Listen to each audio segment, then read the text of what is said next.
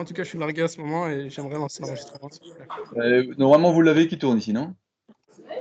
Pardon? Ah oui, maintenant il tourne. Maintenant c'est bon. Ouais. Essayez de vous concentrer sur ce que vous faites. Vous voulez tout enregistrer, mais je suis sûr qu'il va y avoir des catastrophes par un comportement qui est ouais, je l'écouterai une fois, je l'écouterai en accéléré, c'était facile, et j'espère que ça va pas vous causer de problème de trop raisonner comme ça. Si vous êtes en route, évidemment, c'est autre chose. Mais normalement, il y a deux demi-séries. Enfin, bon, bref.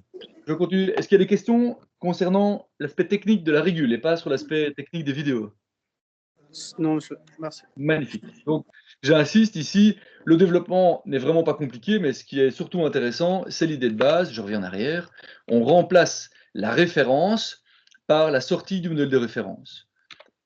Donc, ça veut dire quoi ça? Regardez un petit peu le comportement ici, différent selon que je fasse ça ou que je ne le fasse pas. Dans le premier graphe, j'ai fait une fausse sortie de modèle de référence. Donc j'ai fait un truc un peu bête, mais justement pour montrer l'intérêt de travailler comme on vient de le proposer, en disant que la première solution que l'on pourrait avoir si on veut travailler avec un modèle de référence, c'est simplement de prendre la consigne connue, alors même si elle est connue à l'avance ici, ça c'est pas la discussion sur laquelle je veux aller, et la faire passer dans un filtre F, qui serait votre filtre de modèle de référence. Comme ça, la commande prédictive qui commence ici finalement et qui englobe votre RST tel qu'il a été défini il y a quelques semaines, eh bien, qu'est-ce qu'il va recevoir? Il va recevoir une consigne qui va varier comme le modèle de référence. En faisant ça, j'ai vraiment deux choses, hein. À gauche de montrer mon modèle de référence, à droite de montrer ma régulation, ma commande prédictive. Ça, c'est la manière dont on aurait pu le faire. Mais ce n'est pas ça qu'on a fait ici. Si je veux faire un équivalent avec ce que je viens de vous montrer sur le graphe du dessus, le graphe du dessous, qu'est-ce qu'il vous montre? Il vous montre en mauve qu'en réalité, le filtre, le modèle de référence, qui est l'équivalent du BR sur AR que je vous ai présenté plus haut, eh bien lui, il est distribué dans les trois polynômes ici. Si je reviens en arrière, regardez, mes trois polynômes, R, S et T, ont quelque chose qui est entouré en bleu. Autrement dit, ça montre bien qu'ils sont impactés par le modèle de référence. Le bleu, ça vient de cette division-ci, hein, le H et le J à R. Je remonte, le H et le J à R vient de mon modèle de référence, donc l'équivalent du F que je vous mets dans mon schéma plus loin. Et donc, ce modèle de référence se retrouve bien finalement intégré dans mes trois polynômes, comme je vais essayer de le montrer ici avec des couleurs. Maintenant, ma question est, qu'est-ce que ça change d'avoir fait ça par rapport à ce que j'aurais fait dans mon premier scénario? Il y a sûrement une différence. J'ai commencé en disant que la première idée au-dessus, elle est vraiment pas bonne, alors qu'en dessous, on a quelque chose de bien plus cohérent. Qui peut m'expliquer la différence entre ces deux choses-là? Pourquoi est-ce que j'ai une grosse différence de comportement?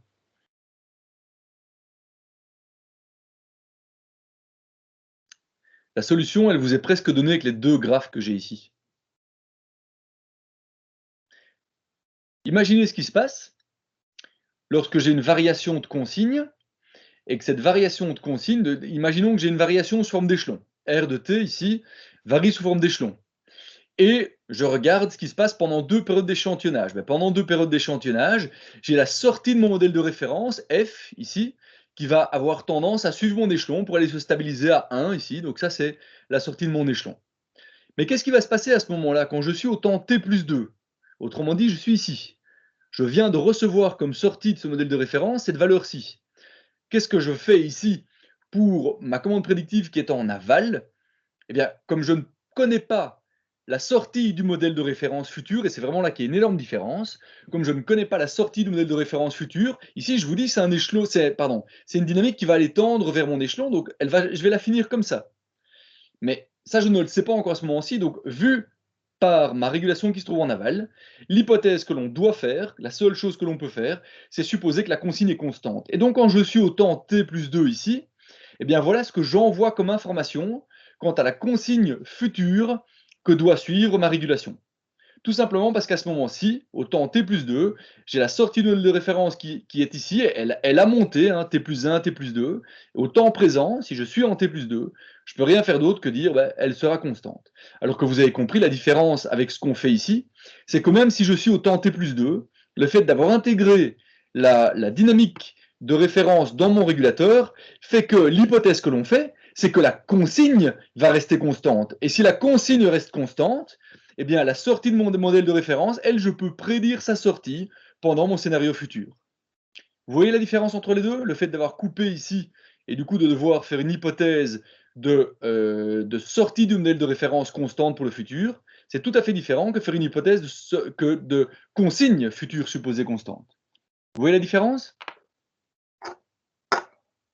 Oui, je pense. Magnifique. Donc ça, c'est quelque chose de fondamental. C'est une manière de mieux intégrer le modèle de référence.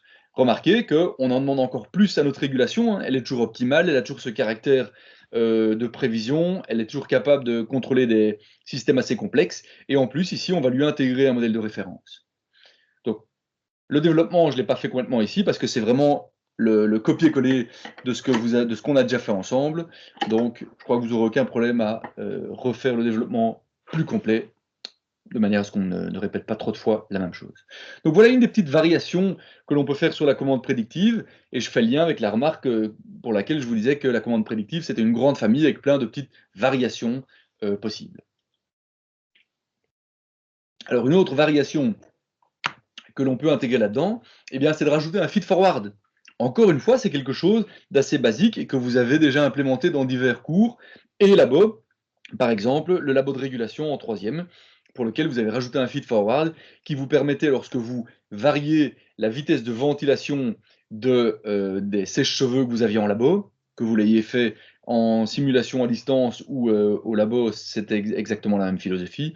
Lorsqu'on varie la vitesse de ventilation du sèche-cheveux, la température a tendance à diminuer, mais si on peut compenser le fait que l'on connaît cette variation de vitesse, on peut directement chauffer sans attendre une diminution de température, de manière à éviter cette diminution de température. Donc ce feed-forward ou cette intégration de perturbations mesurables, on peut aussi l'intégrer très facilement, comme on vient d'intégrer un modèle de référence. Alors pour le voir, même chose, je reprends ce que j'avais déjà, hein.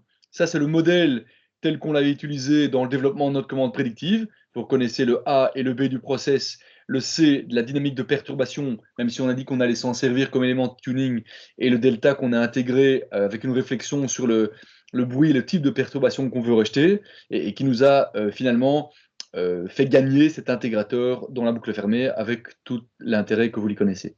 Donc ça, c'est ce qu'on avait déjà. Eh bien, regardez, qu'est-ce qu'on va faire ici? On va tout simplement dire qu'on rajoute une dynamique de perturbation mesurable. Donc, comment est-ce qu'on va implémenter ça? V de t est la perturbation mesurable. Donc, si je la mesure et que je connais la dynamique avec laquelle elle va affecter mon processus, qui est liée à ce D, en fait, c'est D sur A, eh bien, si je connais cette dynamique, je suis capable, comme vous l'avez fait en labo de 3e, de compenser cette perturbation. La différence entre la compensation telle que vous l'avez faite au labo de régulation, donc quand vous avez appliqué le feed-forward, et ce qu'on va faire ici dans le cadre de la commande prédictive, ça va être quoi? Quelle sera la grosse différence?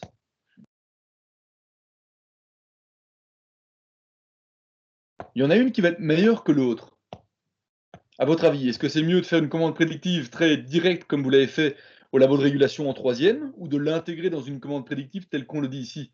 Il y en a une qui va être meilleure que l'autre. Mais attention, il y a un piège. Monsieur, Monsieur Van Gasberg, je vous écoute. J'allais juste dire, j'allais dire commande prédictive, mais juste parce que j'ai l'impression que pour l'instant c'est meilleur que tout, mais pas vraiment, j'ai pas vraiment d'idée mathématique ou. Mais non, mais je ne veux pas parler d'idées mathématiques, justement. Quand vous avez appliqué ça au labo de régulation l'année passée, qu'est-ce que vous aviez comme degré de liberté pour rendre la réponse en réjection de perturbation plus ou moins rapide? Je sais plus trop ce qu'on avait fait. Tu as bien raison, absolument rien, et c'est là que je veux en arriver. Quand vous faites un feed-forward, qu'est-ce que vous faites? Vous connaissez la dynamique du système, la dynamique de perturbation, et à partir de ça, vous essayez de faire une compensation parfaite de la réjection de perturbation. C'est bien ça que vous aviez fait, c'est bien ça que vous aviez comme objectif.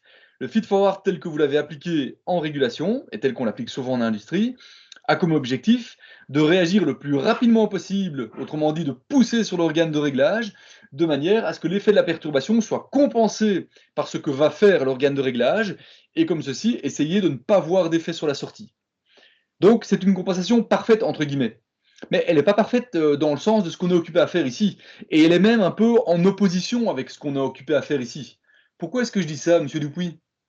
À votre avis, qu'est-ce que j'essaie de dire par là, mais qui n'est pas facile à dire? Je suis pas certain, mais peut-être que ici, la commande sur l'actuateur va être plus douce si on intègre un feed-forward dans une commande prédictive? Exactement, c'est tout à fait ça. Ici, l'objectif de la commande prédictive, c'est très bien, on vient encore de le rappeler, c'était d'essayer d'avoir un comportement transitoire qui soit tel que le compromis entre les deux termes de la fonction de coût, donc qualité du suivi de consigne, organe de réglage, soit optimal.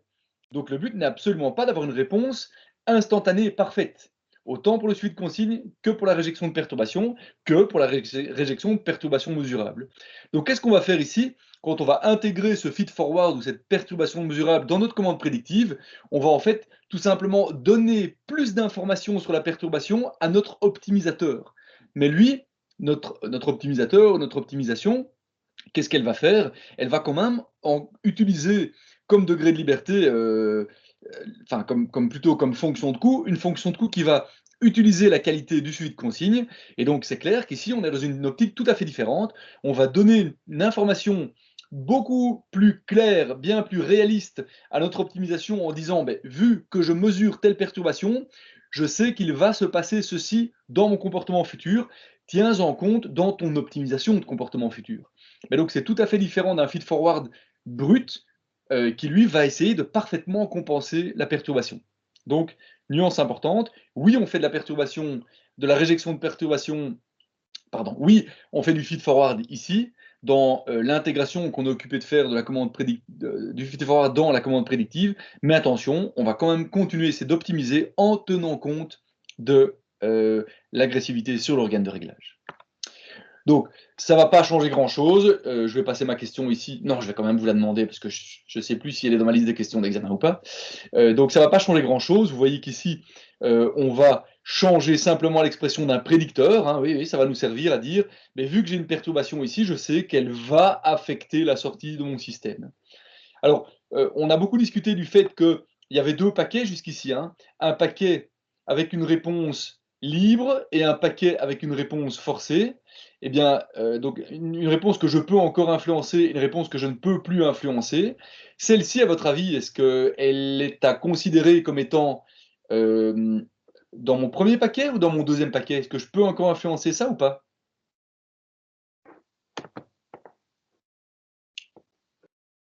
Monsieur Fais-toi qui? Il y a monsieur Azouad qui avait posé une question tout à l'heure, a disparu. Monsieur Fais-toi qui? Oui, monsieur. Oui, je peux répéter la question, s'il vous plaît. Je suis justement dans les transports, comme je vous disais. Je n'ai pas bien entendu. Le terme. Écoute, je vais passer à quelqu'un d'autre, ça va être trop compliqué sinon.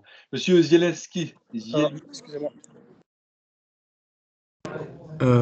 À mon avis, on peut pas l'influencer, mais Tout à fait, hein, tout à fait. Elle vient de l'extérieur, c'est une perturbation. Donc, déjà, autant T, vous ne pouvez pas la commander. Par nature, c'est une perturbation extérieure. Vous savez juste la mesurer. Donc, déjà, autant T. Mais dans le futur, vous savez encore moins l'influencer. Tout ce que vous pouvez faire, c'est tenir compte de l'information que vous avez autant T sur cette perturbation pour essayer de l'intégrer dans la prédiction. Mais par contre, vous ne la changerez absolument pas. Donc, c'est clair que ça doit être à considérer comme notre premier paquet. Donc, on va tout simplement rajouter un terme à notre réponse libre, le F que l'on avait utilisé dans notre prédicteur où on avait GU plus F. Autrement dit, on va simplement rajouter un terme et le RST que l'on va avoir, parce que ça sera encore un RST, donc extrêmement simple à implémenter, et bien ce RST aura tout simplement un terme en plus également. Il aura le terme en U, le terme en R, le terme en Y, et évidemment le terme en perturbation qui sera la partie de feed-forward. À part ça, l'optimisation est exactement la même, je ne vais même pas en reparler, et le développement du RST également, donc pas de raison d'aller plus loin. Ça fait déjà deux variations apportées à la commande prédictive. Un, on a ajouté un modèle de référence. Deux, on a rajouté une perturbation mesurable. Mais passons à une troisième nuance, une troisième version là-dedans, et vous allez voir que c'est quelque chose d'assez important, parce que l'objectif de ce qu'on va appeler la contrainte, la commande prédictive sous contrainte terminale, ou CRHPC en anglais, pour Constraint Receding Horizon Predictive Control, lui va avoir comme philosophie ce que vous avez ici à l'écran. Je vous décris la philosophie et l'idée de base, et puis on discute directement de l'intérêt de ce truc-là, avant de voir comment est-ce qu'on va l'obtenir. Ici, on va revenir sur des raisonnements plus nouveaux, donc je vais repasser sur la tablette pour faire le développement plus calmement avec vous, Ce n'est pas le cas de ce qu'on a fait jusqu'ici, qui était quasiment un copier-coller de ce qu'on avait déjà fait, mais dans un autre contexte. Donc l'idée, vous la voyez ici. On reprend uniquement la sortie sur ce graphe, parce qu'il n'y a que ça qui nous intéresse dans ce raisonnement. Et qu'est-ce qu'on dit ici? On dit qu'on connaît déjà tout l'intérêt de travailler sur un horizon futur de prédiction de sortie. Donc je suis au temps t, je vais travailler entre t plus ny et t plus ny2. Ou entre t et t plus ny, on a déjà discuté de ça. Bref, jusqu'ici c'est connu et on l'a déjà géré. Ce qu'on va faire ici, c'est dire que, en plus d'essayer d'optimiser mon régime transitoire, on va imposer de manière rigide, donc là il n'y a plus d'optimisation qui tienne, on ne va pas essayer d'avoir quelque chose bon au sens d'un compromis entre suite consigne et agressivité de l'organe de réglage. Ici on va imposer pendant un certain nombre d'échantillons qu'on va appeler M, et vous le voyez ici, on va imposer d'être parfaitement sur la dernière consigne connue. Ça, c'est la philosophie de base. Alors, intuitivement, ça fait quoi ça? Ça veut dire que si vous arrêtez de faire des variations d'entrée à ce moment-ci, je ne l'ai pas dessiné ici, mais vous savez que le NU va toujours être beaucoup plus petit que le NY, et donc vous allez faire par exemple 2, 3, 4 variations d'action, et puis après les variations d'action ici, vous devez garder l'action constante sur tout le reste. Donc si vous gardez l'action constante sur tout le reste, et que vous arrivez, malgré ça, à arriver vous stabiliser comme ça parfaitement sur plusieurs échantillons à rester sur la consigne, eh bien ça montre que vous n'êtes pas en train de partir en instabilité, ni en oscillation cachée. Avoir des oscillations cachées ici dedans, alors que l'organe de réglage, lui, est constant depuis un certain temps, il n'y a pas vraiment de raison que ça arrive, sauf sur des process très complexes, mais c'est tout à fait hors de ce scope-ci. Et donc l'idée ici, c'est de rendre la commande prédictive un peu plus robuste finalement. Je reviendrai un peu là-dessus plus tard, mais donc rendre cette commande prédictive plus forte. Et c'est vraiment ça le résultat qu'on va avoir. Vous allez voir que cette commande prédictive-ci, lorsqu'on va rajouter ces contraintes terminales, et qu'on va refaire le raisonnement global pour de nouveau arriver à un RST, c'est un résultat important aussi, eh bien cette commande-ci, elle vous permet de garantir la stabilité a priori.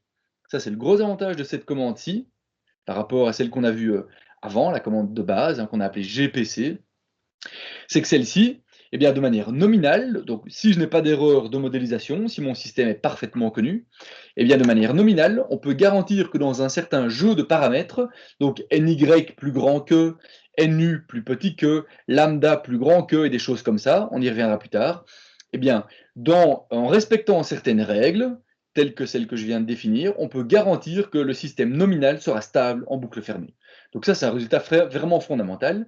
On ne l'avait pas dans la commande prédictive de base, le GPC, pour lequel là, vous avez vu que vous saviez tuner une commande prédictive qui est finalement instable, et du coup, vous devez revenir en arrière, et par votre rôle, par votre action de changement de paramètres, de tuning des paramètres, et essayer de revenir vers quelque chose de stable, et puis imposer la dynamique que vous voulez. Ici, c'est différent, on vous garantit que vous aurez quelque chose de stable, donc c'est un résultat vraiment très très fort en régulation, il n'y a pas beaucoup de commandes qui ont ça. Maintenant, on va voir comment essayer d'obtenir ce résultat, parce qu'on parle de contraintes, et donc vous voyez qu'on est occupé à se rapprocher de la commande prédictive plus complexe, mais celle-ci, j'insiste directement, est un petit peu entre les deux frontières. Alors, j'ai une frontière à gauche pour laquelle j'ai la commande prédictive de base qu'on a déjà appliquée. Pourquoi est-ce que je suis dans une frontière, ou plutôt à une extrémité? Parce qu'elle est facile à implémenter, c'est un RST. Par contre, elle est encore loin l'objectif majeur de la commande prédictive, qui est de pouvoir intégrer des contraintes. À ma droite, j'ai l'autre frontière pour laquelle on a quelque chose qui intègre les contraintes, mais qu'est-ce qu'on y a perdu? En passant d'une frontière à l'autre, on y a perdu en simplicité d'implémentation. On n'aura plus un RST à implémenter, mais on aura un algorithme d'optimisation à résoudre à chaque période d'échantillonnage. La charge de calcul à résoudre en temps réel sera donc multipliée d'un facteur 1000 ou 10 000.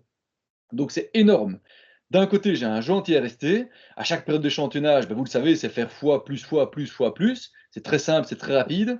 C'est tout à fait différent de la résolution en temps réel à chaque période d'échantillonnage, donc d'un algorithme d'optimisation tel que vous avez déjà vu avec M. De Bruyne.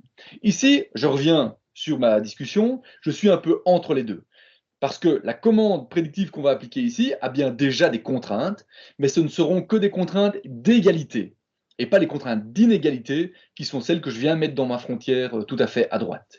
Avec des contraintes d'égalité, eh bien on va voir que, et c'est un résultat encore une fois très fort, qu'on retombera encore sur un régulateur linéaire, donc un RST, autrement dit facile d'implémenter. Donc c'est vraiment un résultat très très très important. Je vais ici développer une commande prédictive sous contrainte. Donc on est déjà dans une gestion de contraintes. Vous allez voir qu'on va aller ressortir des outils que vous avez développés avec M. De Bruyne. Notre résultat fondamental, c'est de garantir la stabilité a priori dans certains jeux de paramètres de réglage. Et malgré tout, j'aurai quelque chose de très très simple à implémenter. Alors, ça, c'est ce que je viens de dire. Juste pour ceux qui sont un peu plus visuels, c'est ça qui est fondamental. On permet d'imposer la stabilité a priori. On va devoir résoudre un problème d'optimisation, hein, vu qu'on rajoute des contraintes, mais ce sont des contraintes d'égalité. C'est vraiment important, parce que grâce à ça, le problème est bien plus facile à résoudre que lorsqu'on va intégrer des contraintes d'inégalité. Ça, on va aller rechercher tout ce que vous avez acquis chez M. De Bruyne. Et encore une fois, grâce à ça, on aura une régulation sous forme de régulateur RST.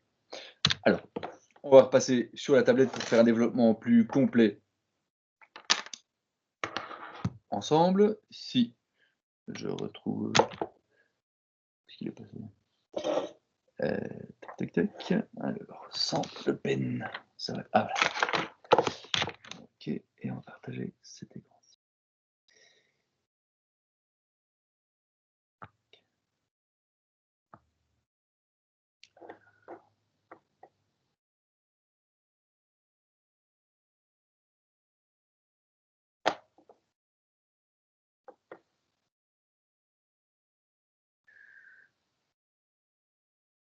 Alors, c'est pas ça que je dois faire. Tac. C'est ça. Ce qui devrait me permettre de faire ceci et de revenir là-dessus. Alors, est-ce que je partage bien ce que je veux? On est bien cuit. Et on est reparti. Alors, je repars de ce qu'on a déjà fait ensemble, mais je vais essayer de pas trop me remettre dedans parce que ça devient un petit peu lourd. Et de toute façon, ça fait déjà quelques temps. Par contre, je viendrai chercher les résultats que j'ai besoin de temps en temps, de manière à bien faire le lien entre ce qu'on a fait et ce qu'on va faire ici. Alors justement, redéfinissons notre problème. Je vais essayer de redessiner un peu l'ensemble. On repart de notre idée de base. Notre idée de base, c'est quoi? C'est de dire que j'ai non, c'est déjà bon. Donc c'est plutôt que de zoomer. Alors, on repart de notre idée de base, qui est toujours d'essayer d'optimiser un comportement futur.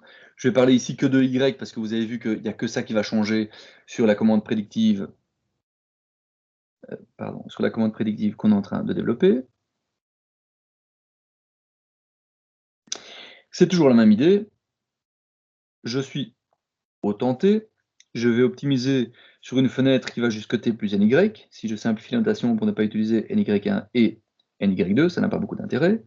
Donc dans le passé, j'ai par exemple eu une variation de consigne comme ceci, et puis je peux supposer qu'elle est connue, qu'elle reste constante, ça ne m'intéresse pas trop pour le moment, et j'ai ma sortie, qui est discrétisée, qui est en train de réagir comme ceci. Ça, c'est ce qui s'est passé dans le passé. Vous savez que l'objectif de la commande prédictive, ça va être d'essayer d'optimiser le comportement futur, et donc juste ici, qu'est-ce qu'on pouvait avoir? Selon le terme lambda, j'allais dans le futur essayer d'avoir un scénario qui allait être soit rapidement vers ma consigne, soit moins rapidement vers ma consigne, au bénéfice d'un organe de réglage moins sollicité. Mais donc, une des solutions possibles pourrait être une solution où je suis comme ceci. Ça ne va plus être possible dans ce qu'on va imposer ici. Qu'est-ce qu'on va imposer? On va imposer, dans le futur, de finir parfaitement sur la consigne pendant pendant M période d'échantillonnage après la fenêtre d'optimisation dont on a déjà parlé. Et donc, le scénario que je vais optimiser, effectivement, il peut être comme ceci ou comme ceci, mais dans tous les cas ici, vous verrez que, vous voyez que je contrains ma solution à parfaitement tenir sur la consigne pendant au moins M période d'échantillonnage. Donc il me reste ici un degré de liberté finalement pour gérer ce transitoire-ci, hein, est-ce que je vais plutôt avoir quelque chose comme ça, comme ça, comme ça, mais dans tous les cas, je vais finir sur ces M points pour lesquels la sortie est parfaitement égale à la consigne. Donc ça veut dire quoi ça? Ça veut dire que je veux imposer que la prédiction de sortie dans le futur soit parfaitement égale à la dernière référence connue, t plus ny. Et ceci pour tout j allant de 1 jusqu'à m. Donc en faisant ça, je suis en train de rajouter, donc là je suis en train d'exprimer d'un point de vue contrôle, d'un point de vue dynamique, ce que je veux faire, mais d'un point de vue mathématique, je suis en train de rajouter m contraintes dans mon problème d'optimisation. Alors le problème d'optimisation qu'on avait déjà, on va le reprendre, hein, et on va lui rajouter ces m contraintes. Donc ce problème d'optimisation, allez bouge, bouger, et puis bouge un coup. Allez. Ce problème d'optimisation, c'est toujours le même, on va encore une fois le réécrire, hein. C'est se répéter, mais c'est fondamental. J'ai un horizon de prédiction sur la sortie, j'ai un horizon de prédiction sur l'entrée ou les variations d'entrée. J'ai NY terme dans le premier, NU terme dans le deuxième, et ces termes, c'est quoi? Je reviens vers ma version brute, pas celle avec modèle de référence, et donc c'est la différence entre consigne, j'ai mis du I ici, et prédiction de sortie. Il faut que je fasse attention à ne pas m'envoyer les pinceaux entre mes J et mes I. La plupart du temps, ça ne pose pas de problème. T plus I. Ça, c'est l'optimisation que l'on avait jusqu'ici, et de manière vectorielle. Comment est-ce qu'on avait écrit ceci? Eh bien, on avait dit que c'était du R moins vecteur Y chapeau transposé fois lui-même. Ça, c'est pour faire la somme des carrés des écarts. Plus, je vais essayer que tout vienne là-dessus, lambda fois le U transposé U, et je vous rappelle encore une fois que le vecteur des grands U est en réalité le vecteur des petits delta U. Cherchez pas à comprendre, c'est comme ça et c'est pas intéressant. Ça, c'est ce qu'on avait fait jusqu'ici. Mais qu'est-ce qu'on est en train de rajouter ici? On est en train de dire qu'il faut résoudre ce problème d'optimisation, donc minimiser J, tel que, ben là on va rajouter les contraintes, hein, tel que Y de T plus, je vais être cohérent avec ma notation ici, T plus I, soit égal à R de T plus NY, pour tout, I étant égal à N, I, oula, NY plus 1, je fais juste un décalage, mais c'est la même chose, jusque NY plus M. Donc je rajoute M contrainte. Et donc j'ai ici un problème d'optimisation quadratique sous contrainte d'égalité linéaire. C'est quelque chose que vous avez déjà vu, M. De Bruyne. Encore une fois, on va aller rechercher les résultats permettant de traiter ce genre de problème. Alors, tout d'abord, essayons de traiter ceci également de manière vectorielle, comme on l'a fait pour la fonction de coût.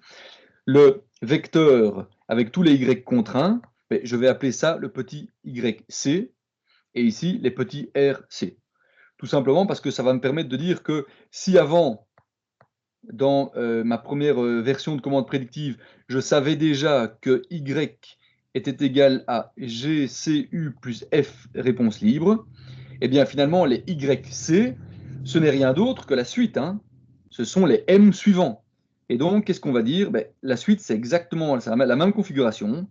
C'est la suite du vecteur G également, qui contient les éléments de la réponse indicielle du process. La suite des réponses libres également. Donc ça, on le connaît. Et qu'est-ce qu'on va faire avec cette partie ici? Eh bien, on va mettre dans un grand vecteur RC les différentes références qu'il nous faut. Mais en réalité, c'est toujours exactement les mêmes, hein, parce que ce sont les mêmes contraintes. Donc c'est toujours du R de T plus NY. Grâce à ça, on peut réécrire, tout comme on l'a fait ici, la version... Tiens, mon truc est un peu long aujourd'hui.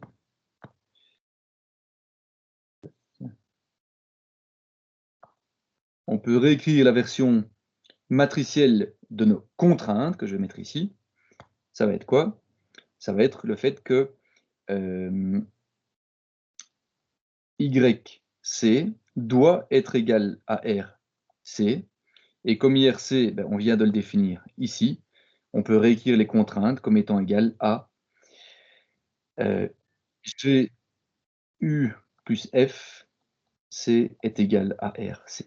Et donc en faisant ça, on a un problème tel que vous les connaissez déjà. J'ai une fonction de coût quadratique avec des contraintes linéaires d'égalité.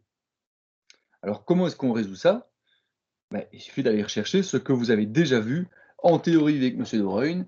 Et pour ça, pour ne pas le refaire intégralement et aller rechercher les résultats que vous connaissez déjà, on va repasser sur ceci.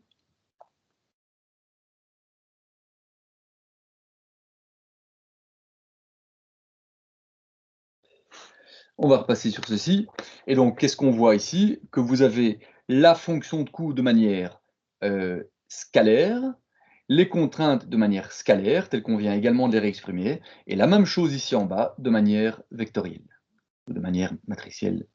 C'est du vocabulaire. Où est-ce qu'il est le petit Jack? Donc, qu'est-ce qu'on a ici? Une fonction de coût quadratique avec des contraintes linéaires d'égalité. Comment est-ce qu'on résout ceci? Eh bien, il suffit d'aller chercher dans votre cours de M. De Bruyne, quand on a des contraintes d'égalité, j'insiste énormément là-dessus, comme M. De Bruyne l'a déjà fait, les contraintes d'égalité ne se traitent pas du tout comme des contraintes d'inégalité. Le problème est tout à fait différent. Ici, lorsqu'on a des contraintes d'égalité, vous avez formulé ça de la manière suivante, minimiser une fonction de coût de f avec une variable d'optimisation ou un degré de liberté x, tel que vous avez des contraintes, ici elles ne sont même pas linéaires, elles sont plus générales, mais chez nous elles seront linéaires, des contraintes en x, contraintes d'égalité en x, eh bien ça se traite de la manière suivante. On va créer une nouvelle fonction de coût, donc la première fonction de coût originale c'était celle-là, eh bien on va créer une nouvelle fonction de coût qui va être composée de deux termes. Dans un premier temps, la fonction de coût de base, mais on va rajouter un deuxième terme qui lui va être quoi? Eh bien va être la somme pondérée de chacune des contraintes d'égalité, de chacune des contraintes d'égalité, et cette pondération, c'est ce qu'on va appeler les coefficients de Lagrange, que l'on va utiliser également comme variable d'optimisation. Donc notre nouvelle fonction de coût, elle a maintenant comme variable d'optimisation, comme degré de liberté, et les variables du problème initial, et les variables de Lagrange, ou les coefficients de Lagrange.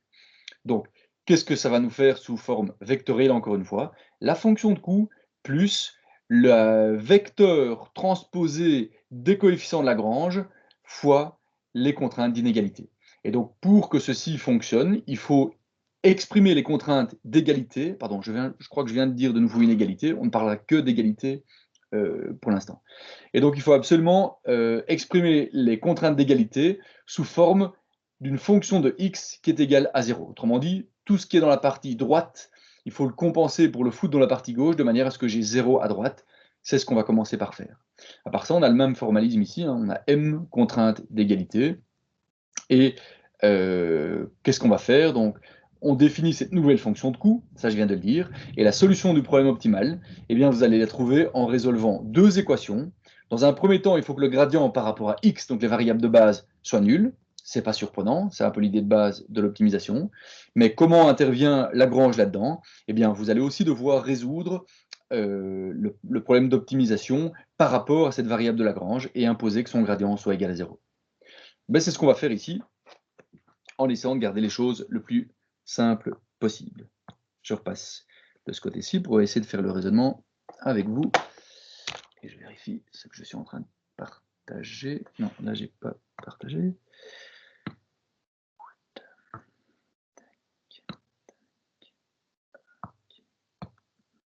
Voilà.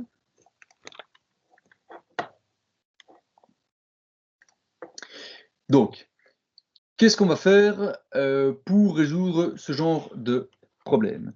Eh bien, on se retrouve ici à devoir définir exactement comme on l'a vu en théorie, par la méthode de Lagrange.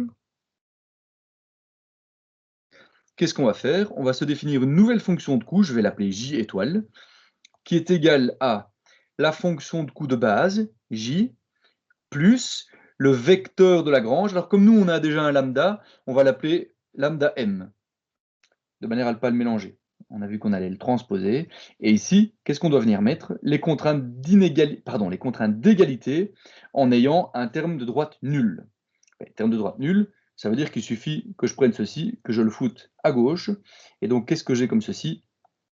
Je fais apparaître GCU plus FC moins RC. Donc ça, c'est bien la partie contrainte que je fais intervenir là-dedans. L'autre, le J, je l'avais déjà ici au-dessus, hein, donc on savait déjà que c'était quoi? Que c'était R moins Y transposé R moins Y plus lambda plus le nouveau terme que l'on vient d'importer. On avait déjà fait le développement ici qui était de dire que ça c'est R moins GU moins F. On l'a déjà fait hein, ça, mais je le refais quand même une fois, tellement c'est fondamental.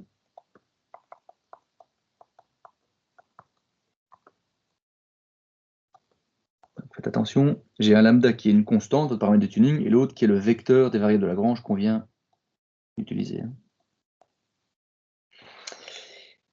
Qu'est-ce qu'on avait fait avec ça? On avait fait les petits paquets R moins F que je mets dans un petit paquet tout seul, moins GCU, R moins F que je mets dans un petit paquet tout seul, moins GU.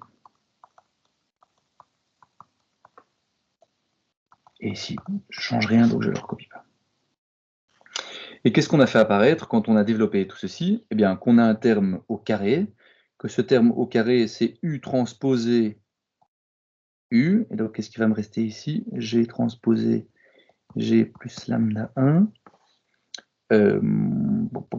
moins 2 fois un terme linéaire dans lequel je vais avoir du G, 2 et du R moins F transposé. Je me trompe peut-être, mais ce n'est pas fondamental. Plus un terme constant qui ne m'intéresse pas du tout, parce que vous savez que quand on va dériver, ce n'est pas du tout lui qui va être important. Ce qu'on veut pas, on ne veut pas la grandeur de la fonction de coût, on veut sa position, la position en x ou plutôt en u de la fonction de coût. Ici, je vais commencer à développer ceci. Attention, on dirait que c'est un moins 1 ici, c'est un transposé depuis le début. Hein. Transposé GCU plus... et lui, je vais le garder ensemble. Je ne devrais pas en faire grand-chose.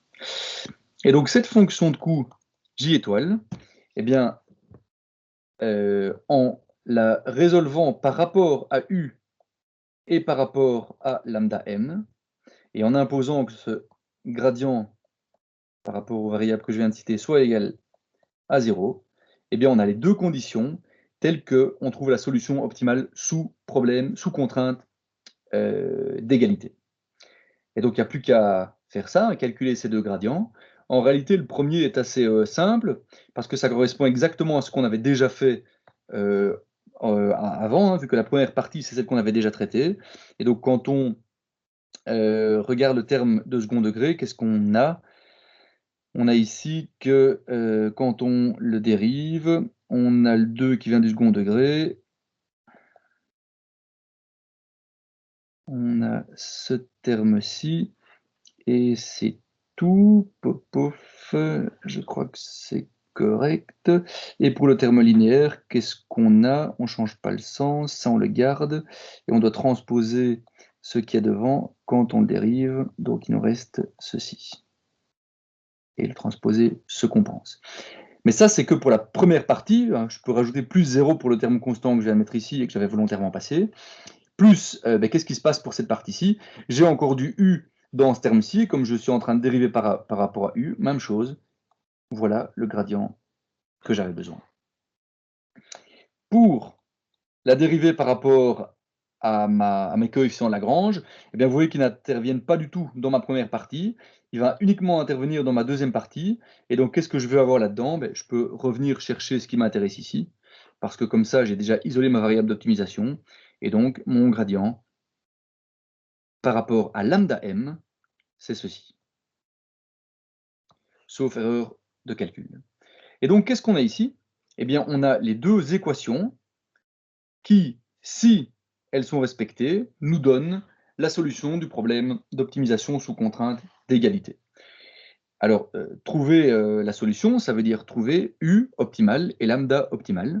On a bien ici un problème avec des variables U, variable d'optimisation U, qui n'intervient qu'ici. Ah non, et attention, je l'ai oublié ici. Hein. Je l'ai oublié ici. On a U et lambda M. Et donc, ce sont deux systèmes d'inégalité. Bah, si je veux les résoudre en un coup, qu'est-ce que je vais faire? Je vais faire apparaître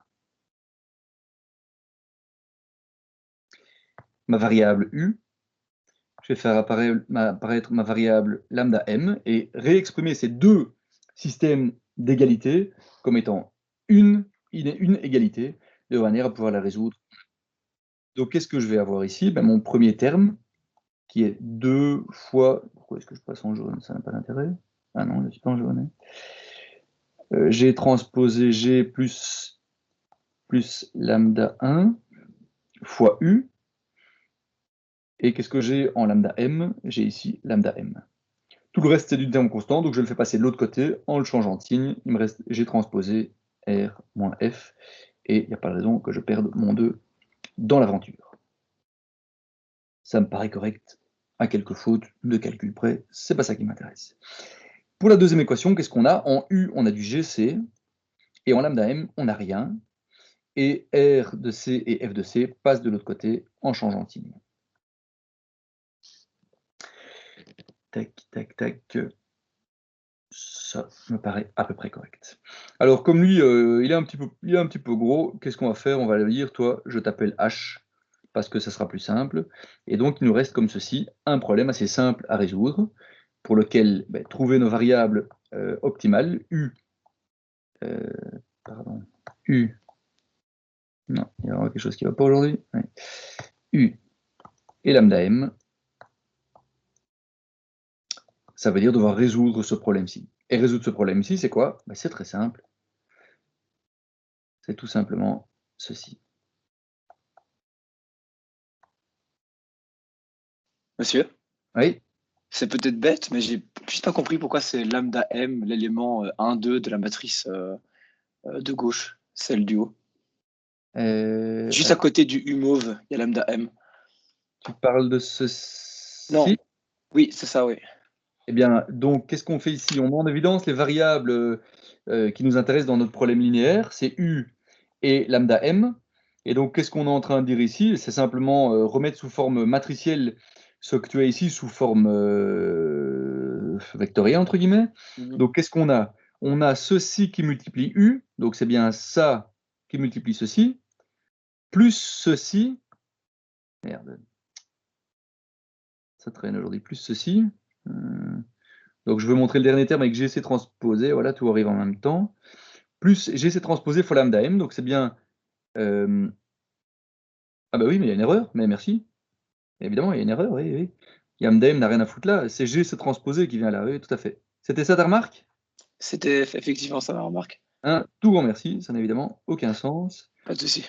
Donc c'est bien GC transposé qui doit apparaître ici, et donc apparaître ici. Bien vu. Donc, qu'est-ce qu'il me manque pour que ma dernière expression soit correcte?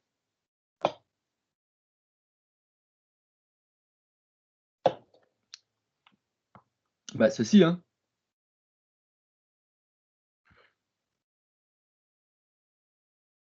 Non? Ça vous chipote pas? Oui, oui, ça m'a mieux. Si je veux isoler mes variables U lambda M, eh bien, je dois prémultiplier à gauche et à droite par l'inverse de cette matrice-là. Et donc, je la retrouve bien prémultipliée telle que vous la voyez comme ceci. Alors ici, deux réflexions possibles. On sait déjà que la solution du problème sera la solution optimale. Et donc, on peut calculer de manière directe, avec vraiment les valeurs numériques qui correspondront à notre process, nos références, etc., ces matrices-ci. Et donc, on aura une solution numérique. Et donc, il suffira d'aller en chercher le premier élément, parce que ce premier élément, on sait qu'il cache notre delta U de t, et sous-entendu ici, vu qu'on a résolu le problème d'optimisation, delta U de t optimal. Et donc, lui, on va l'appliquer sur le système. Ça marcherait déjà. Donc, on a notre régulateur, il n'y a pas de problème. Au niveau de la philosophie de contrôle, tout y est. Par contre, on a ici un régulateur qui n'est pas un régulateur RST, ce qui veut dire qu'on ne peut pas analyser sa stabilité, on ne peut pas facilement lui imposer un modèle de référence, on ne peut pas blablabla. Bla, bla, bla, bla. Bref, ce qu'on voudrait bien faire, c'est ne pas résoudre de manière numérique à chaque période d'échantillonnage l'équation que j'ai entourée en rouge, mais on voudrait bien continuer à la traiter de manière analytique. Pourquoi? Eh bien parce que si on fait bien ça, on va arriver à un régulateur RST. Donc même si le boulot qu'on va devoir faire ici peut vous paraître un peu embêtant, sachant ça, ça vaut la peine de continuer à faire ce développement pour arriver à un régulateur RST. Vraiment, c'est fondamental pour faciliter l'implémentation et faciliter l'analyse de votre boucle fermée. En plus, vous voyez qu'ici, vous devriez calculer l'inverse d'une matrice à chaque période d'échantillonnage. Ce n'est pas le genre de truc qu'on aime bien faire, et surtout pas dans un automate. Par contre, calculer un RST, encore une fois, c'est plus, fois, fois. Ça, même dans un automate à 2 balles, il n'y a aucun problème. Donc ça vaut la peine de continuer plus loin, même si la réponse optimale, on l'a déjà sous les yeux, mais pas bien formalisée. Donc allons-y, si on veut continuer à résoudre ça, eh bien, il faut absolument résoudre l'inverse de la matrice. Le problème, c'est que ça, on ne sait pas le faire. Ah mais si, parce qu'on est dans un cadre un peu spécial pour lequel l'inverse porte sur l'ensemble de la matrice, et cette matrice est ce qu'on appelle une matrice partitionnée. Est-ce que vous avez déjà vu quelque chose qui vous permette de calculer l'inverse d'une matrice partitionnée? Oui, vous avez vu le théorème ou les notations ou la formulation de Schur avec M. De Bruyne l'année passée. Et c'était quoi ce truc-là? Ben, encore une fois, on va aller rechercher ce que M. De Bruyne a fait. C'est parfait, donc utilisons-le. Tac, tac.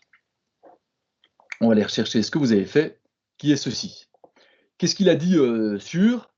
Il a dit que si vous avez une matrice avec 4 sous-matrices, quelle que soit leur taille, eh bien vous pouvez réussir à calculer l'inverse de cette matrice-là en vous basant sur l'inverse des petites matrices. Donc ce qui m'intéresse, c'est vraiment le résultat final que vous avez ici en dessous, pour lequel on vous dit qu'il existe une solution pour l'inverse de cette matrice-là. Donc vous voyez que j'ai plus d'inverse ici sur ma matrice globale. Hein. J'ai bien réussi à avoir 4 paquets qui vont me permettre de continuer de manière analytique. Donc c'est fondamental. J'ai une matrice à inverser, donc je dois mettre un petit -1 ici. Et si je mets un -1, je ne peux pas continuer plus loin de manière analytique. Je ne peux pas typiquement distribuer les deux matrices, faire le produit de matrice tel que j'avais écrit à la main sur ma tablette juste avant. Par contre, Schur, il va vous permettre de faire ça parce qu'il va exploser le -1 ici en le faisant rentrer dans chacun des éléments ici. Alors c'est un petit peu embêtant de le faire ici, c'est clair, mais qu'est-ce qu'on voit simplement? Que ça dépend des 4 sous-matrices. Hein. Et les 4 sous-matrices, nous, on les a déjà clairement sous les yeux. Qu'est-ce qu'on a sous les yeux? Je l'ai dessiné, c'est 4 matrices ici, et c'est cette matrice-là qu'on doit inverser. Donc voilà mon A11, A12, etc., etc. Donc si on applique la formulation de Schur telle que vous l'avez ici, eh bien qu'est-ce qu'on va avoir? Tout simplement cette expression-ci. Qu'est-ce qu'on fait ici? On prend tout simplement l'expression que j'avais avant, on lui applique simplement sur, et puis on multiplie les matrices l'une par une. Regardez ici, vous avez un terme 2G transposé R-F, qui est pré-multiplié par quelque chose, et ce truc-là, c'est quoi? Il y a du H-1, H-1, H-1, H-1. C'est en fait le premier élément de Schur, qui doit multiplier quoi? Ben, qui doit multiplier le premier élément de ma matrice de droite. Ben oui, si je veux avoir U, qu'est-ce que je dois faire? C'est A11 fois ceci, plus A22 fois ceci. Alors regardons justement si mon deuxième terme, je l'ai. RC moins FC. Ah bah oui, je le retrouve ici. Et donc, qu'est-ce que j'ai ici pour le pré-multiplier? Eh bien, je devrais retrouver cet élément-ci de Schur. Donc, moins A11 moins 1, gna gna gna. Eh bien, si on regarde ce A11 moins 1, c'est quoi? C'est de nouveau du H moins 1. Oui, c'est tout à fait logique. Le A11, c'est bien H dans notre formulation. Donc je vais un peu vite, j'ai pas envie de le refaire, d'habitude je le refais au tableau, mais en faisant ça à distance, je trouve ça encore plus lourd. Donc refaites calmement le résultat, vous appliquez simplement Schur à l'expression qu'on a eue ici avant, et vous la développez comme ceci. Et qu'est-ce qu'on retrouve ici? Mais quelque chose qu'on a finalement déjà vu, c'est juste un petit peu plus lourd que ce qu'on avait. Hein. Ce qu'on avait avant dans la commande prédictive seule, c'était déjà le deuxième terme n'existait pas, on avait bien un terme qui finissait par R-F, et celui-ci était un peu moins lourd. Le terme que j'avais ici, c'était tout simplement du G transposé G plus lambda 1, qu'on retrouve ici. Autrement dit, on n'aurait ici que H. Donc vous voyez qu'il y a pas mal d'autres choses qui sont venues se greffer là-dedans à cause des contraintes, mais on a à peu près la même structure. Et donc on va faire exactement la même démarche que ce qu'on a fait en commande prédictive jusqu'ici. C'était quoi la démarche? C'était de dire que la seule partie qui m'intéresse, c'est le premier élément de mon vecteur U optimal. Dans ce vecteur-ci sont cachés les delta U de t jusqu'à delta U de t plus nu moins 1.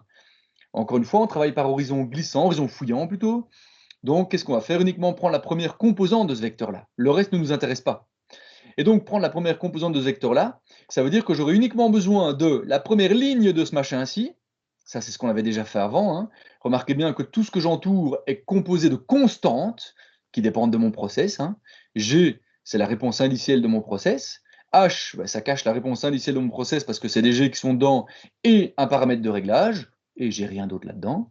G se retrouve de nouveau ici, et F de T et R de T sont simplement mes références et mes consignes. Mais donc, ceci est un paquet où je n'ai que des constantes.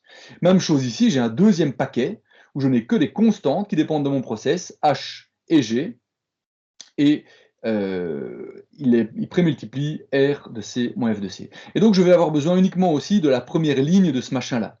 Donc, comment est-ce que je vais avancer là-dedans? J'ai une grosse matrice N, une grosse matrice M, eh bien, on va faire 2 fois ce qu'on avait fait jusqu'ici, prendre la première ligne de chacune de ces 2 matrices-là.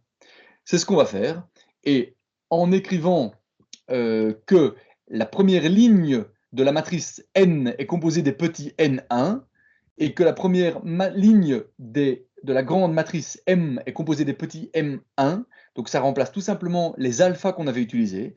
Vous faites exactement la même chose que le raisonnement qu'on a fait de manière tout à fait complète à l'époque, et vous tomberez sur un régulateur R, S et T. On a bien effectivement ici du delta U de T qui va apparaître en prenant uniquement sa première ligne.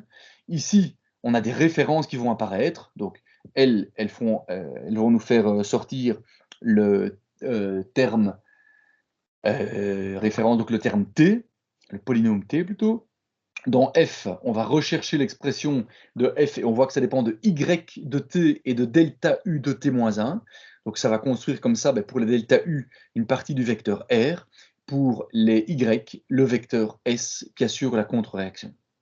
Et donc, vous pouvez faire ici, il manque vraiment pas grand-chose dans mon développement, le même développement que ce qu'on a fait de manière à obtenir le régulateur RST. Encore une fois, c'est fondamental comme approche, parce que ceci nous montre qu'on a un régulateur RST qui est très facile à implémenter et à analyser. Où sont ses pôles, quel est son temps de réponse, quelle est sa marge quelles sont ses marges de gain, marge de phase, robustesse, etc. Alors que si je m'étais arrêté simplement à l'étape qui est de dire « Ah ben voilà, une fois que je reviens en arrière, une fois que j'ai ceci, je fais le calcul et je prends le premier élément de ce machin-là, et bien c'est vrai que ça m'aurait donné une régulation avec la même performance, sauf que j'aurais pas du tout su l'analyser. Or, c'est quelque chose de fondamental. Donc ici, encore une fois, avoir un régulateur RST, c'est quelque chose qui vaut de l'or en facilité d'implémentation et en facilité d'analyse. Et le résultat est vraiment fort. Hein. On a quelque chose qui est optimal, qui se base sur une prédiction d'un truc futur, gna gna gna, et en plus, on rajoute des contraintes qui nous permettent de garantir une stabilité a priori. Eh bien, vous avez quelque chose qui, malgré tout, est très simple à implémenter. C'est vraiment gagnant, gagnant, gagnant. Je répète juste la limitation de ce truc-là, c'est que ça nous garantit de ça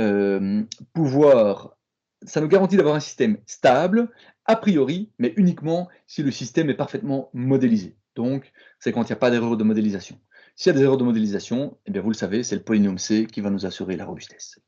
Alors, j'ai dit que c'était quelque chose qui était garanti sous certaines règles. On ne va pas s'amuser à les vérifier, mais juste un peu les commenter. Le NY1, eh bien, qu'est-ce qu'on doit faire? On doit le prendre égal aussi au retard pur du système. Mais ça, vous le savez déjà, c'est même le rôle du NY1 de tenir compte du retard pur du système. Lambda positif, c'est évident que lambda doit être positif, c'est le facteur de pondération qui permet de doser l'organe de réglage. Si on le met négatif, ça va encourager une utilisation brusque de l'organe de réglage, ça n'a de façon aucun sens. Celles qui sont plus difficiles à comprendre et même peu intuitives, c'est le fait que NY2 va être lié à l'ordre du polynôme A. Si vous respectez cette inégalité-ci, eh bien, vous garantissez la stabilité a priori. Pour le NU, il est lié au NY2, et pour le M, il est lié au NA. Donc, on ne va pas les commenter plus, c'est pas facile à montrer de manière théorique. Ce qui est fondamental, c'est que ces règles existent et qu'on aura un RST qui nous donne des propriétés de stabilité vraiment fondamentales. Alors, ça nous donne quoi comme résultat, c'est facile à implémenter, mais ça donne quoi en dynamique? J'ai repris ici un petit exemple pour comparer la commande prédictive classique telle qu'on l'a fait jusqu'ici, le GPC, et la version qu'on vient de développer. Pourquoi? L'idée était de dire, attention, souvent quand je gagne en stabilité ou en robustesse, eh bien, c'est que j'ai quelque chose de plus lent. Eh bien, on a une commande ici qui est assez maligne et donc le compromis n'est plus si trivial. La preuve, ici, vous avez un exemple noir avec la commande prédictive telle qu'on vient de la développer, donc sous contrainte terminale ou contrainte d'égalité. Eh bien, vous voyez qu'elle est plus rapide que la commande prédictive simple, entre guillemets, alors que je pris les mêmes paramètres de réglage. Donc, pour les mêmes paramètres, on a gagné en stabilité sans perdre en vitesse. Donc c'est quelque chose de vraiment fondamental.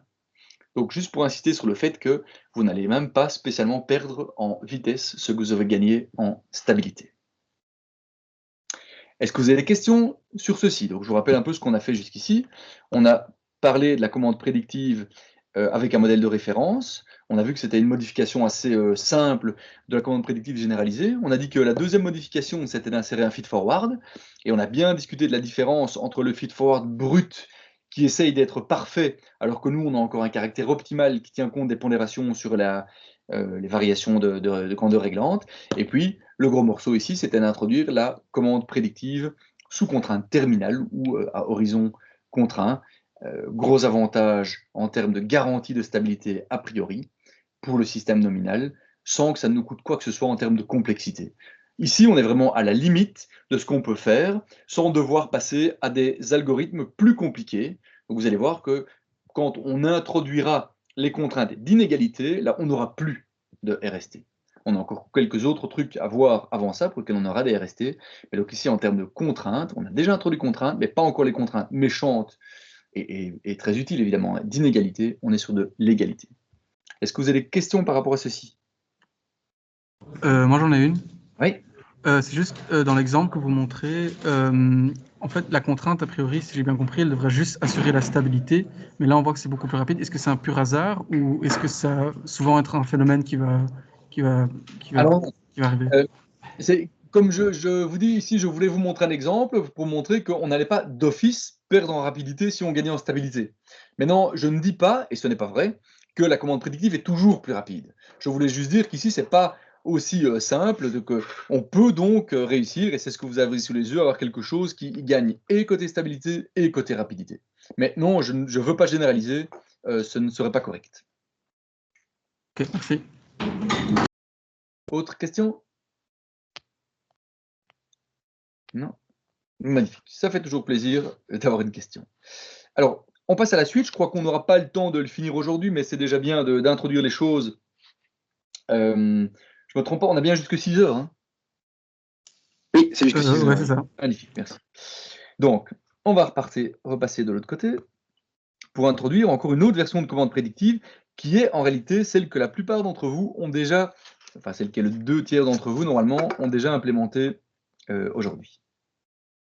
Alors, nouvelle version de commande prédictive, c'est ce qu'on a appelé aujourd'hui, pour ceux qui l'ont déjà fait, le step GPC, et l'idée est la suivante.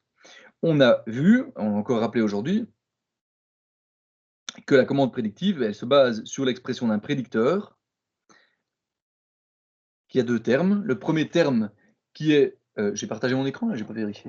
Oui, vous voyez bien ma tablette? Oui, c'est normal. Donc le prédicteur qui a deux termes, le premier qui fait apparaître de manière linéaire l'action et qui a comme coefficient, et c'est ça qui m'importe ici, une matrice qui est remplie des coefficients de la réponse indicielle de B sur A. Pas de Q-1 B sur A, mais de B sur A, ça on l'a montré ensemble, ça fait un petit décalage d'une période d'échantillonnage, c'est important pour ne pas se tromper d'une période d'échantillonnage. Et donc, qu'est-ce qu'on a vu? Que la commande prédictive, en fait, elle est partie d'ici. Et c'est d'ici qu'on a fait des développements pour finalement arriver à notre RST.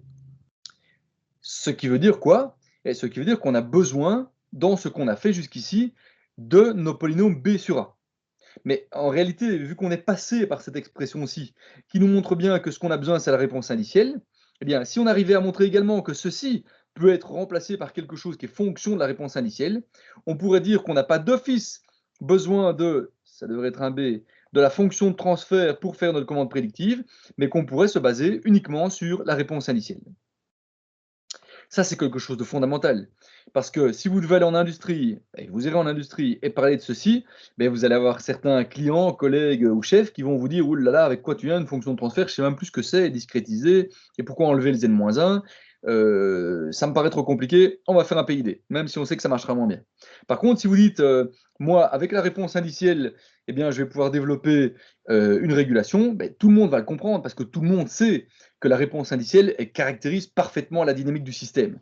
Si je lance un échelon dans mon système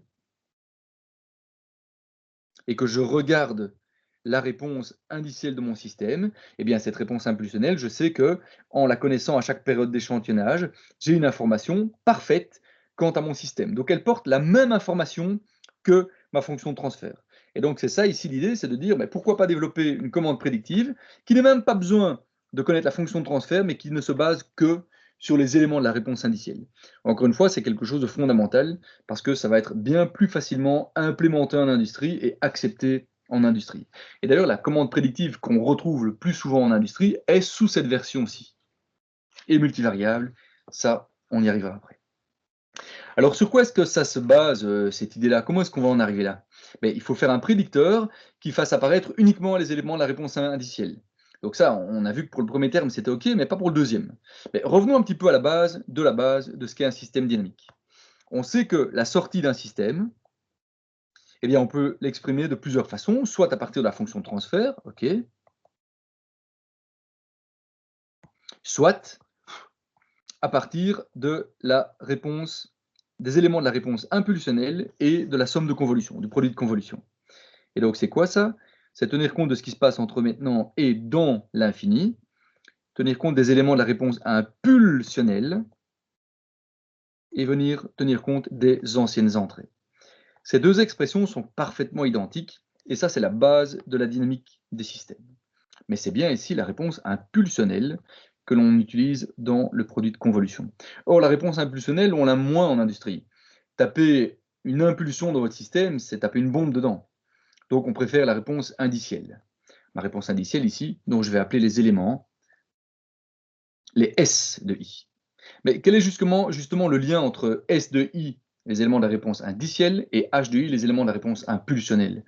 Vous savez que les éléments de la réponse impulsionnelle, c'est simplement la dérivée ou la différence entre deux éléments successifs de la réponse indicielle. Donc ça, c'est une première chose qui déjà nous rapproche de notre objectif.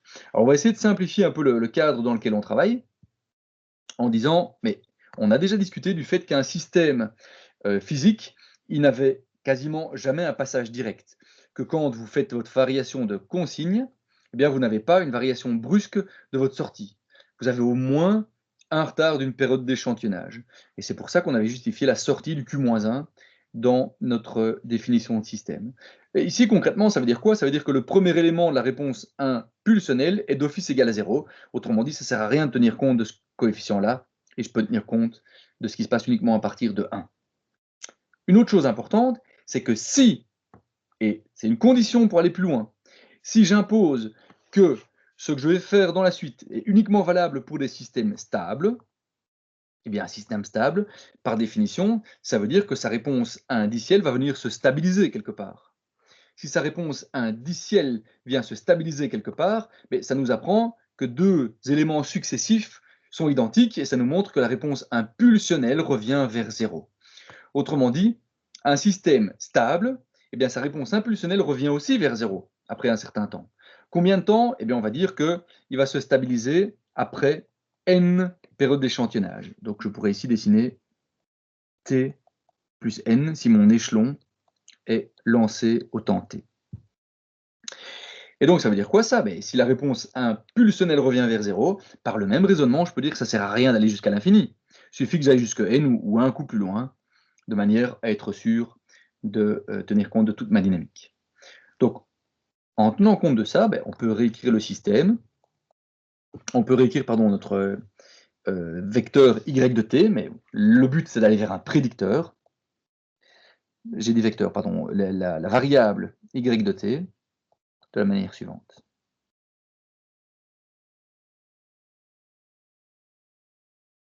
J'importe là-dedans toutes les réflexions qu'on a faites.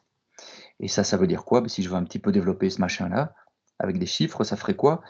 Ça ferait S1 moins S2, non, I-1, 0, pardon.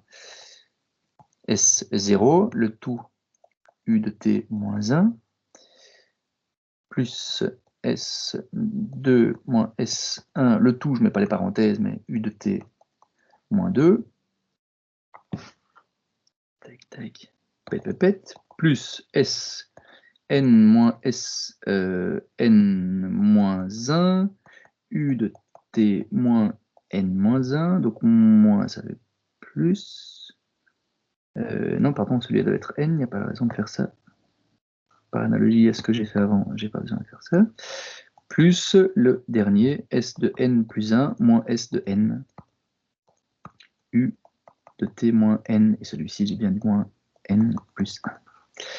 Et donc, qu'est-ce qu'on voit ici? On voit qu'on a du S1, et donc j'ai S1 qui multiplie U de T moins 1, et S1 qui multiplie U de T moins 2, mais avec un moins. Donc, qu'est-ce que je peux dire? Je peux dire que ce machin-là, je pourrais le réécrire comme étant égal à S1,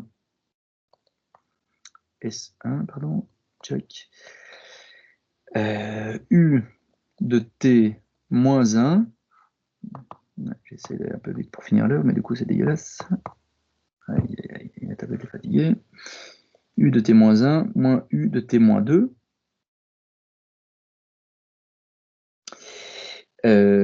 donc ça c'est ce que j'ai entouré. Celui-ci, S0, on a déjà dit qu'il n'y avait pas de réponse directe, donc il vaut 0, je peux le faire tomber. Par le même raisonnement, je trouve du pas que je dessine comme ça, du S2 qui se trouve ici, et je continue comme ça à tout décaler jusque ceci. Donc tous les petits paquets ici, je vais les réécrire. J'ai du S2, ça va être du U de T moins 2 moins U de T moins 3, 3 petits points, jusque S de N, U de T moins N moins U de T moins N moins 1, plus, et pour le dernier terme, lui il est tout seul, et donc il n'est pas compensé, il n'est pas pris dans un bloc de 2 comme mes mauves là, donc lui il reste tout seul, S de N plus 1 fois U de T moins N plus 1. Donc finalement, qu'est-ce que j'ai? Ça c'est à chaque fois des plus, et donc je peux réécrire mon vecteur Y de T, je peux réécrire mon vecteur 1, partie seule. Oh là là là là.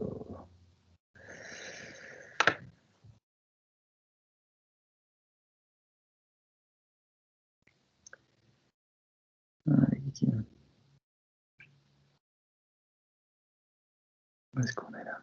Ici.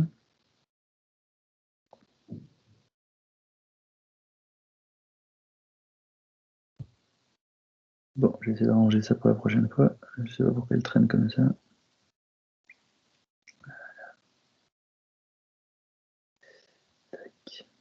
Voilà. Donc je peux réexprimer mon vecteur y de t comme étant égal à, finalement tout ceci, ça me refait clairement une somme, hein, pour lequel je peux donc dire que c'est la somme pour i allant de 1 à n, j'ai rien à mettre, de s de i fois, et qu'est-ce que vous faites apparaître ici en réalité? À chaque fois un delta u de t-1. Delta U de T-2, delta U de T-3. Donc qu'est-ce qu'on a ici? Du delta U, si je mets un delta, j'ai pas besoin d'un truc aussi grand, check. Qu'est-ce qu'on a ici? Du delta U de T moins I.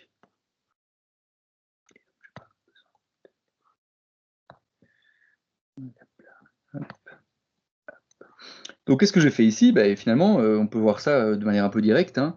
J'ai mon produit de convolution qui est simplement devenu une réexpression identique, sauf que je fais apparaître non pas les éléments de la réponse impulsionnelle, mais les éléments de la réponse indicielle, et que je fais apparaître non pas les U de t, mais les delta U de t. Les delta U de t, il y a des chances que ça nous intéresse. Depuis le début en commande prédictive, ce sont les delta U de t qu'on utilise. Alors comme on l'a discuté, tout comme on en a discuté au moment où on a démarré la commande prédictive et on a bien posé le modèle sur lequel on travaillait et les hypothèses, on a vu que c'était intéressant de mettre du bruit parce que ça améliore la réjection de perturbations, de l'intégrer dans le modèle. Et bien même chose, ici on va rajouter un terme de bruit. Alors, on va le prendre tout simple, on va tout simplement dire qu'il y a une perturbation. Une fois qu'on a cette belle expression, eh bien, il est très simple de dire, nous, en commande prédictive, qu'est-ce qu'on veut faire? C'est faire une prédiction. Et donc, cette prédiction, c'est finalement reprendre la même expression et la décaler de J dans le futur. Donc, tout mettre T devient tout simplement du T plus J. Alors ici, qu'est-ce qu'on va faire? Et puis, je clôturerai. On va prendre une hypothèse très simpliste, qui est de dire que la perturbation future, si je ne la connais pas, eh bien, je vais tout simplement dire que la perturbation future est égale à la perturbation présente. Et la perturbation présente, ben, je peux la connaître, parce que la perturbation à l'instant T, si je connais la sortie à l'instant T et toutes les anciennes entrées, eh bien, je peux parfaitement la recalculer. D de T, c'est égal à Y de T moins la somme de blablabla. Autrement dit, ça, je peux bien venir le remettre ici, et on clôturera.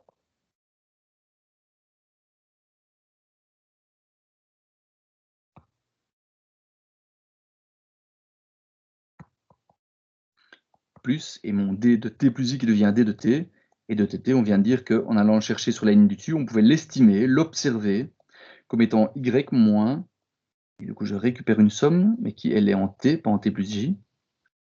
Ça sera important quand on démarrera la fois prochaine. T moins I. Donc ici, on peut s'arrêter en disant qu'on a réussi, et c'est déjà très important, à refaire un prédicteur assez réaliste, hein,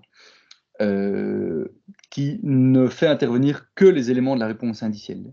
Donc encore une fois, je reviens sur mon idée de base, qui était de dire, on savait déjà que le prédicteur faisait intervenir les éléments de la réponse indicielle, mais par contre ici, on avait des polynômes G, A, F, etc. qui venaient d'une étude de calcul fait à partir de la fonction de transfert. Mais vous voyez qu'ici, le vecteur des prédicteurs, eh bien, on arrive à l'avoir en ayant une dépendance uniquement aux éléments de la réponse indicielle du process, les petits s. Et donc, une fois qu'on a ceci, qu'est-ce qu'on va faire dès qu'on recommencera à parler de ceci? Eh bien, la prochaine étape, c'est évidemment l'optimisation. Et vous allez voir qu'on va réussir à développer notre commande prédictive de manière analytique jusqu'à obtenir un RST. Et ça, ce sera la suite au prochain numéro. Mais pour ceux qui l'ont déjà fait aujourd'hui, ben finalement, c'est ça que vous avez caché derrière la fonction que vous avez utilisée, StepGPC. Pour les autres, ça sera pour la semaine prochaine. Cette fonction, c'est quoi? Et puis, je clôturerai. Si je reviens sur ma présentation, je suis déjà dessus. Non. Tac. Voilà. Si je reviens sur ma présentation, le raisonnement qu'on est occupé à faire, il est ici. Ça, c'est pas ce qui m'intéresse, je vais finir avec vous. Par contre, la fonction qui m'intéresse, c'est ça. Alors, regardez ici, vous avez une fonction qui dépend uniquement, du vecteur de réponse indicielle. Pour ceux qui l'ont fait aujourd'hui, ce n'est qu'une répétition. Pour ceux qui ne l'auraient pas encore fait aujourd'hui, c'est la troisième demi-série. On a bien ici une fonction qui va, nous permettre de calculer les polynômes RST pour un système défini uniquement par sa réponse indicielle, donc le vecteur de la réponse indicielle, et les paramètres classiques de commande prédictive. Donc, la fois prochaine, on finira ceci, et vous allez voir d'où viennent ces calculs très très simples qui nous ont permis de développer cette fonction-ci. Est-ce que vous avez des questions? J'en aurais une petite, oui. Ça m'intéresse. C'est tout bête et c'est peut-être mathématique, mais c'est pour savoir si dans le modèle qu'on vient ici de décrire, le modèle de prédiction, ouais, dans la somme, on va plus jusqu'à l'élément n plus 1, c'est pas grave? Alors, ça m'enchante que tu me poses la question, ce qui me permet de revenir dessus et de directement, où est-ce que je suis ici? Tac, tac, tac. Donc, il y a quelques petites choses que j'ai fait un petit peu vite pour finir à temps. C'est quoi? Il me manque encore des termes et des discussions. Regardez ici, j'ai un n plus 1, mais en réalité, ce terme-ci n'est pas dans la somme. Parce que ce terme-ci vient de ceci. Donc, en réalité, il me manque un terme ici. Et puis, je reviens sur ta remarque. En fait, c'est lié. En réalité, le S de n plus 1, qu'est-ce qu'on peut en dire? Étant donné qu'on a dit que le système se stabilisait après n éléments, mais le S de n plus 1 ième est égal au S de n ième. Autrement dit, ceci, S de n plus 1 est égal à Sn. Ce qui explique que ceci, on va pouvoir le laisser tomber aussi. Oui, et alors effectivement, tu dis que, je crois que ce qui te chipote, c'est qu'ici, on ne va pas jusqu'au n plus 1? Oui, c'est exactement ça. Oui, mais en réalité, ça par contre, c'est pas une faute. C'est parce que, comme tu le vois ici, on va de 1, 2, 3 jusqu'à n. Donc, le n plus unième terme qui te manquait, c'est celui que je viens de rajouter ici derrière. C'est celui-ci. Tu me suis? Qui est égal à Sn, du coup. C'est ça. Donc Donc ce Sn plus 1. que je viens de rajouter ici. Je le referai en redémarrant la prochaine fois. Mais donc la somme des n termes, ça c'est bien correct. Ce sont les n termes que j'ai ici. Oui, ça pas de souci. J'avais juste l'impression qu'il manquait un terme et je ne comprenais pas d'où il était passé. Tu avais raison, mais c'est plutôt derrière qu'il faut le mettre que dans la somme. Pourquoi est-ce que lui, il est derrière et pas dans la somme? Eh bien, encore une fois, tous ceux-ci sont en delta U, parce que vous voyez que en faisant la réflexion sur les diagonales ici, on arrivait à chaque fois à isoler un U de t moins 1 moins U de t moins 2, hein, pour le simplifier. Par contre, pour le dernier terme, vous voyez que lui, il est tout seul. Il n'a pas sa diagonale qui permet de le compenser. Donc lui, ici, c'est bien en U, alors que les autres sont bien en delta U. Donc dans ma somme, j'ai bien des delta U qui viennent de mon premier paquet. Ça devient un peu dégueulasse. Par contre, ici, c'est bien du U que j'ai hors de ma somme. Très clair. Ça va? Donc, même chose, si on veut ne pas faire de faute, il me manque quoi ici? Allez, coco. Aïe, aïe, aïe. Il me manque ici, sous cette somme-ci, le fait de rajouter mon terme Sn delta U de t plus J plus J, je ne sais plus ce que c'est maintenant, plus J plus N, enfin bref, blablabla. Et même chose ici, vu que D de T a été estimé de la même manière, ici il me manque aussi un plus Sn de blablabla. Donc je referai le raisonnement de manière plus complète quand on redémarrera. Donc on redémarrera à partir d'ici. Est-ce que ça répond à ta question? Ça répond parfaitement à ma question. Est-ce qu'il y a encore d'autres questions? J'en serais ravi. Non? Parfait. Je suis content qu'il y en ait quand même encore un ou d'autres qui soient là, ou alors vous passez le flambeau pour qu'il y en ait au moins un qui vienne lancer la caméra? Non, même pas. Ok. J'espère vraiment ne pas avoir de mauvaises surprises, mais j'ai vraiment peur que certains se tirent une balle dans le pied avec cette histoire de vidéo, hein. Mais bon. Voilà, s'il n'y a pas de questions, je vous souhaite un bon week-end et des bonnes vacances. Et n'oubliez pas de faire beaucoup de régulation pendant les vacances. La régule, c'est la vie. On y pensera. Merci. Bon week-end, bonnes vacances. Merci à vous Merci, aussi, au au revoir. revoir.